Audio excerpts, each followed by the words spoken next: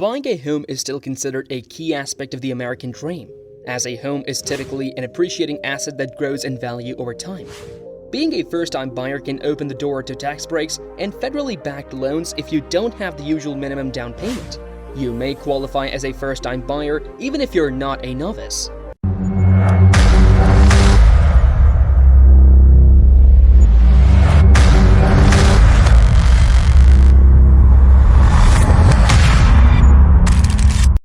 Hey there, welcome to the Daytime Dollar, where we talk about financial strategies and how small changes can make big improvements.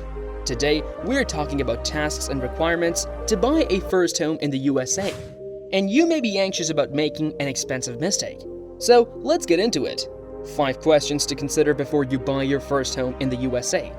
Your first step is to determine what your long-term goals are and how home ownership fits in with those goals. Perhaps you are simply looking to transform all those wasted rent payments into mortgage payments that give you something tangible equity? Or maybe you see home ownership as a sign of independence and enjoy the idea of being your landlord. Here are 6 questions to consider. Number 1, how's your financial health? Before clicking through pages of online listings or falling in love with your dream home, do a serious audit of your finances. You need to be prepared for both the purchase and the ongoing expenses of a home. The outcome of this audit would tell you whether you're ready to take this big step, or if you need to do more to prepare. Number 2, which type of home will best suit your needs? You have a number of options when purchasing a residential property: a traditional single-family home, a duplex, a townhouse, a condominium, a cooperative, or a multifamily building with 2 to 4 units. Each option has its pros and cons, depending on your home ownership goals. So you need to decide which type of property will help you reach those goals. You can save on the purchase price in any category by choosing a fixer-upper, but be forewarned. The amount of time, sweat, equity, and money required to turn a fixer-upper into your dream home might be a lot more than you bargained for. Number 3, which specific home features do you want? While it's good to retain some flexibility in this list, you're making perhaps the biggest purchase of your life, and you deserve to have that purchase fit both your needs and wants as closely as possible. Your list should include basic desires, like size and neighborhood, all the way down to smaller details like bathroom layout and a kitchen fitted with durable appliances. Scanning real estate websites can help you get a sense of the pricing and availability of properties offering the features that are most important to you. Number 4, how many mortgages do you qualify for? Before you start shopping, it's important to get an idea of how much a lender will give you to purchase your first home.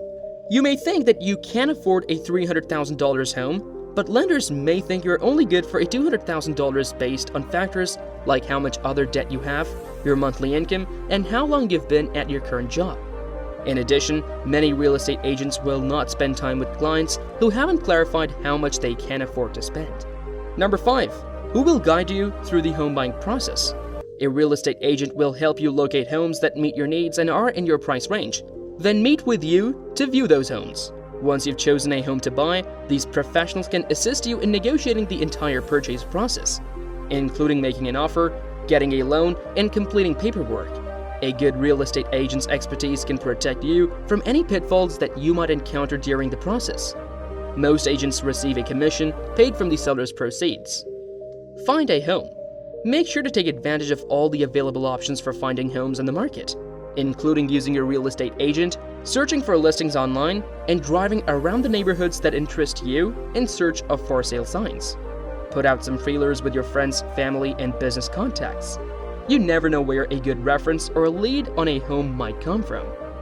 Make an offer. Your real estate agent will help you decide how much money you want to offer for the house, along with any conditions you want to ask for. Your agent will then present the offer to the seller's agent. The seller will either accept your offer or issue a counteroffer. You can then accept or continue to go back and forth until you either reach a deal or decide to call it quits. Close or move on. If you're able to work out a deal with the seller, or better yet, if the inspection didn't reveal any significant problems, then you should be ready to close. Closing involves signing a ton of paperwork in a very short period while praying that nothing falls through at the last minute. It's all about today's video. See you soon in the next one. Goodbye.